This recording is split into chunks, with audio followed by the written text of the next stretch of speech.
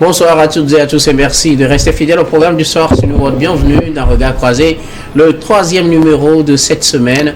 Encore 4 sujets à aborder avec nos invités. Nous parlerons d'abord du Kenya, répression d'une nouvelle mobilisation contre le président Ruto. Nous irons ensuite au Bénin, l'ambassadeur du Burkina convoqué après les accusations du capitaine Traoré. Notre 3e sujet concerne la Guinée et des appels se multiplient pour la libération de leaders du FNDC arrêtés. Puis nous terminerons bien évidemment par le Togo. La Banque mondiale finance le PND à hauteur de 900 milliards de francs CFA. Et pour en parler ce soir, 2 invités sur ce plateau avec moi, Firmin Teko Agbo. Vous êtes chroniqueur politique, vous êtes journaliste, chroniqueur politique, directeur du Centre de recherche de géopolitique internationale qui porte votre nom, Firmin Teko Agbo. Bonsoir et bienvenue. Bonsoir Guillaume, merci de m'avoir invité. Notre 2e invité pour ce plateau, Dieudonné Sewono. Vous êtes également journaliste et aussi le directeur général d'Elios Service. Bonsoir Dieudonné et bienvenue. Bonsoir Guillaume, encore un plaisir de répondre à votre invitation. Alors avec vous, nous allons aborder notre premier sujet. Nous prenons la direction du Kenya, répression d'une nouvelle mobilisation contre le président Ruto. Alors la mobilisation reprend contre le président kenyan William Ruto. Depuis mi-juin, les jeunes sont dans la rue. D'abord, c'était contre ce projet de loi des finances 2024-2025 qui avait été introduite et qui prévoyait une augmentation des taxes sur certains produits de première nécessité. La mobilisation avait finalement baissé un peu quand certaines mesures ont été prises. Le projet de loi a été retiré, mais à l'époque, on notait plus de 30 morts, on disait 32 et quelques morts à l'époque. Mais la mobilisation reprend de plus belle. Entre-temps, le président William Ruto avait limogé les membres de son gouvernement. Bien avant cela, il s'était prononcé sur la question, estimant qu'il n'avait pas de sang sur les mains. Firmin Teko Agbo. Aujourd'hui, William Ruto est dans le viseur des jeunes de cette génération nommée Génération Z qui veut carrément une démission du président au moment où on parle de plus de 50 morts dans ces mobilisations depuis le mois de juin. Non, je voudrais dire 3 petites choses. La première chose, c'est par rapport au test que le président avait fait introduire et qu'il a retiré par la suite à une certaine pression.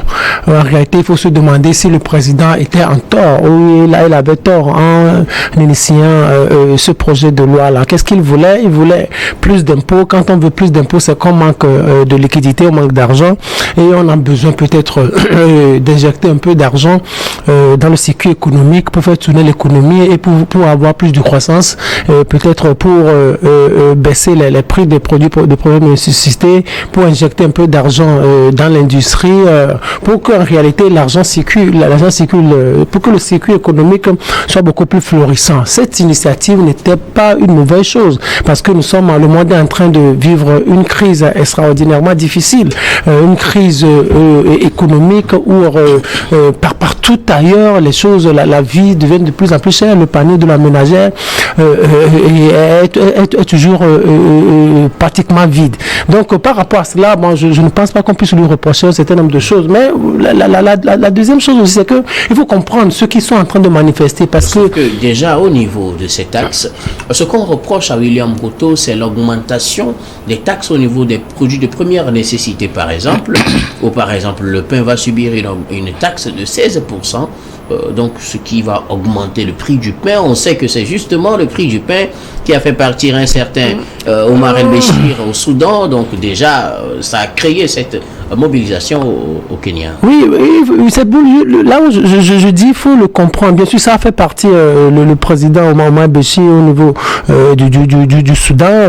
Ici aussi, bon, les réalités ne sont pas les mêmes, parce que peut-être les gens veulent un peu s'inspirer de cela. Mais je me dis, économiquement, est-ce qu'on peut lui dire qu'il a tort? Moi, je ne pense pas, du moment où il faut chercher de l'argent partout. Si par exemple au niveau des aides extérieures, vous n'arrivez pas à vous en sortir, vous faites un effort pour créer de la richesse, pour tout faire pour mettre en place des structures, des politiques qui puissent vous permettre de collecter un peu d'argent et de peut-être d'injecter dans d'autres secteurs beaucoup plus vitaux. Donc à ce niveau-là, on peut pas lui dire qu'il a tort. Il faut comprendre aussi ce qui manifeste, parce que du moment où la vie est tellement chère, où on manque d'argent partout dans les ménages, c'est un peu difficile, où le pain qu'on vendait, qu'on achetait, qu'on se payait peut-être à un certain prix un peu plus bas, on va encore l'augmenter, on se dit où l'argent, c'est où? Juste dire que la crise là est beaucoup plus sociale. Donc il faut comprendre un peu les deux parties. La troisième chose que je voudrais faire observer, vous savez, c'est que la plupart de ceux qui manifestent sont des jeunes. Ils ne connaissent pas fondamentalement l'histoire du Kenya. Peut-être qu'ils connaîtraient l'histoire du Kenya et ne se comporteraient pas ainsi. Parce que vous savez, le Kenya a vécu des périodes tellement difficiles. La période la plus récente, c'est la période de Raila Odinga et de Mwai Kibaki de 2007-2008. On avait organisé des élections le 27 décembre. Je me rappelle, le 27 décembre en 2007, c'était Mwai Kibaki qui était le chef de l'État et l'opposant principal, c'était Raila Odinga. Donc, au lendemain de ces élections, il y avait eu des violences vraiment meurtrière et la police avait dénombré plus de 500 morts, 300 000 déplacés. Donc c'était une histoire qui a vraiment marqué les Kenyans, les esprits kenyans. Donc quand on voit 2007 à aujourd'hui, un enfant qui naît en 2007 à aujourd'hui, il a 17 ans aujourd'hui, vous comprenez. Bon, la plupart de ceux qui manifestent n'ont pas véritablement vécu ce qui s'est passé en 2007. La plupart de ceux qui manifestent n'étaient pas tellement âgés au moment où ces crises-là se produisaient. Donc c'est normal qu'ils se comportent comme ça. Or, en réalité, ils devraient s'inspirer de cela pour dire le Kenya a vécu des périodes vraiment difficiles. Aujourd'hui, il faut faire table rase du passé. Il faut moins d'émotions dans les débats, moins d'émotions dans des prises de décision pour pouvoir comprendre ce que le président est en train de prendre comme décision. Sinon, le président, ce qu'il est en train de prendre comme décision, il veut juste sauver son pays. Mais en réalité, ceux-là qui manifestent, les anciens devraient leur dire, faites extrêmement attention parce que nous sommes en train d'aller encore vers une certaine violence et ça va être encore plus compliqué. Il y a déjà plus de 40 morts. C'est déjà difficile. Vous vous imaginez, c'est que, en tout cas, c'est des chiffres officiels. Peut-être il y aura même plus. Mais si on continue dans cette dynamique, ce à quoi on doit s'attendre va être beaucoup plus difficile. Qu'est-ce que les gens attendent? Ils veulent que le président démissionne. Un chef d'État, ça ne démissionne pas comme ça. Ça va, excusez-moi, c'est parce que c'est quand personne va bourrer que le président va démissionner. Quand un chef d'État démissionne, c'est tout le monde entier qui est impacté.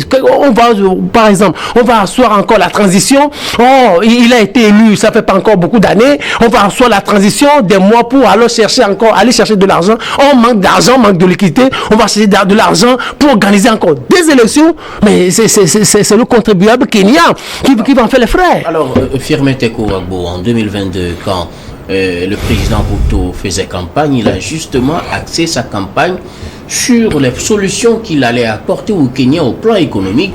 On sait que le pays est lourdement endetté, mais le même président qui a voulu redresser l'économie du pays et qui estimait que ses prédécesseurs et ses concurrents n'avaient pas les bonnes méthodes, revient aujourd'hui demander aux gens de serrer encore plus les ceintures quand au moment où il était candidat, il disait que c'était trop. On devait ouvrir les vannes et relancer l'économie du pays pour que tout le monde soit un peu à l'aise. Non, vous comprenez une certaine logique dans cette démarche? Oui, je comprends très bien. Parce que c'est ce qu'on appelle la réalité du pouvoir. Je vais vous donner deux exemples. Le premier exemple, je vais en France tout de suite avec François Hollande. François Hollande, lors de sa campagne 2011, il avait dit non, son ennemi, c'est les finances.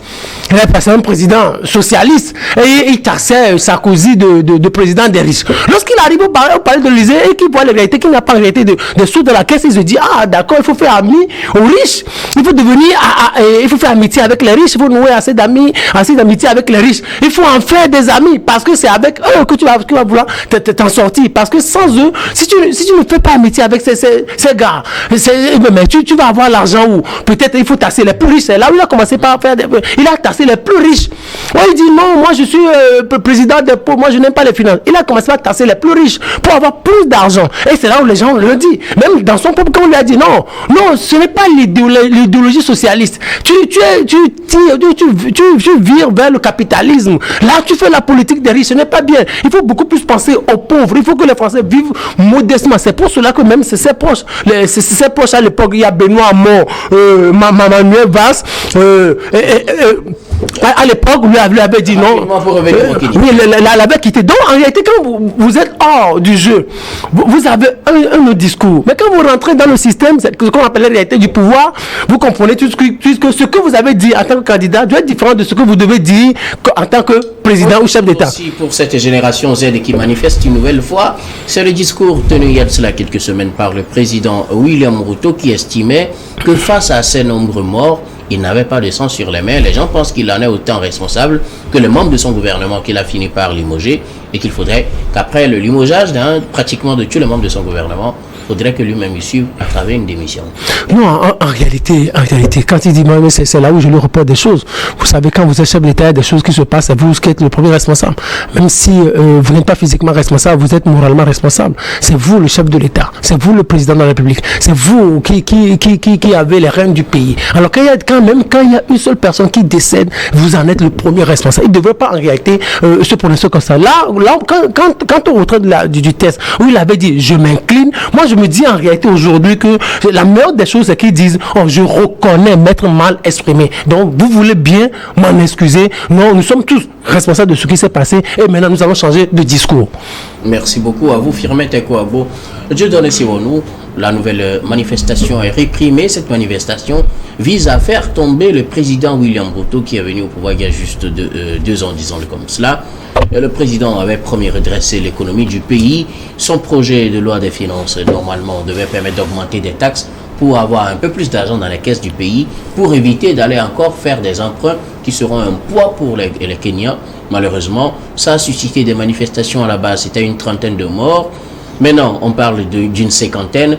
La mobilisation continue. Au-delà des ministres que le président a limogé, les manifestants veulent que ce soit le président William Ruto lui-même qui démissionne. Alors, docteur, il y a quelque chose que j'ai l'habitude de dire, même si certaines personnes me taxent d'alarmiste, il y a certaines questions sur lesquelles il ne faut pas jouer, il ne faut pas s'amuser quand on est chef d'État ou alors quand on est, bon, je ne dirais pas homme d'État, mais quand on est chef d'État. On serait homme d'État qui a certaines questions sur lesquelles on ne s'amuserait pas du tout. Alors ces questions, dès que vous les touchez, vous touchez au nœud même, au cœur du pays que vous êtes censé diriger. Vous avez donné un exemple banal tout à l'heure, parlant du Soudan. L'affaire du pain qui a pu faire partie Omar El-Béchir. Elle ne voyait pas cette question venir, ce chamboulement venir avec sa casquette historique, mais malheureusement question du pain l'a fait partir sans qu'il n'y ait pu résister. Donc il y a des questions sociales ou sociétales sur lesquelles les hommes d'État ou alors les chefs d'État ne doivent vraiment pas badiner. Il y a des langages, dès que vous tenez ces langages, vous serez comptable de certaines conséquences qui arriveront forcément.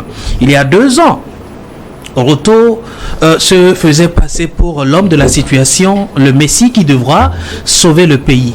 Il était vice-président, il estimait qu'il n'avait pas totalement la main. Maintenant en devenant président, il pourrait redresser l'économie du pays. Sa manière de redresser l'économie du pays, c'est d'augmenter les taxes, ce qui ne plaît pas forcément aux Kenyans. Malheureusement, alors aujourd'hui, il a pleinement le pouvoir. Cela veut dire les chefs d'État, il devra faire normalement ce qu'il devrait, ou alors ce qu'il pensait pouvoir faire lorsqu'il était vice-président, alors qu'il n'avait pas la main. Et voilà la manière dont il est en train de le faire, et les résultats sont là. Les mêmes causes produisent les mêmes effets, dit-on. Donc, lorsque vous vous prenez mal, vous aurez toujours la conséquence et le résultat en face. Aujourd'hui, c'est les manifestations qui répondent aux mesures qu'il est en train de prendre. Alors, il doit comprendre maintenant que le problème n'était pas ces ministres, mais plutôt lui. Mais lui, il a dit qu'il n'avait pas de sang. C'est lui qui le dit. C'est la preuve maintenant qu'il a le sang sur la main. Maintenant que les ministres sont partis, qui gère alors? Donc, c'est le ministre des Affaires étrangères qui a le sang sur la main finalement. Vous voyez, seul qui reste dans très bien. Donc, vous voyez qu'il y a certaines attitudes lorsqu'on est homme d'État ou alors chef d'État. Il faut vraiment prendre la mesure des choses avant de poser certains actes. Lorsque vous ne savez pas, vous pourrez beau jouer sur la politique, mais la question sociale reste un point fondamental sur laquelle, si vous ne savez pas faire, ça va vous rattraper et ça va vous bousiller. Donc, ce chef d'État qui veut bien rester au pouvoir et garder toutes ses forces, c'est ce chef d'État qui sait jouer sur des questions sociales.